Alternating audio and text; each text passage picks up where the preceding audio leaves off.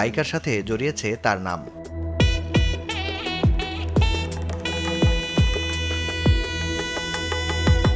তবে প্রেমের গুঞ্জন ছাপিয়ে হঠাৎ বিয়েটাই সেরে ফেললেন ইমরান। পাত্রীকে, সেখানেও আছে চমক।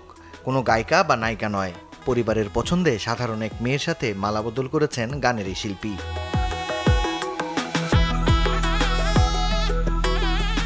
বুধবার দুপুরে পারিবারিক আয়োজনে জীবনে নতুন অধ্যায় শুরু করেছেন ইমরান। পাত্রী শরীয়তপুরের মেয়ে মেহের আয়াত জেরিন, যেখানে ছিলেন সঙ্গীতশিল্পী কণা, অয়ন চাকলাদার সহ ইমরানের কাছের বন্ধুরা। এর আগে কাছের মানুষদের নিয়ে গায়ে হলুদের আয়োজনটাও সেরেছেন ইমরান।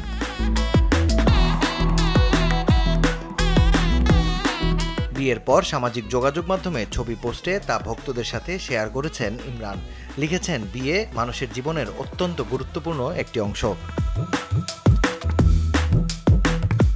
বিয়েটা ছোট পরিসরে হলেও বছরের শেষ দিকে বড় অনুষ্ঠানের মাধ্যমে বিবাহোত্তর সংবর্ধনার আয়োজন করা হবে বলে জানান ইমরান। আপাতত সংসার জীবনের জন্য সবার কাছে দোয়া চেয়েছেন তিনি।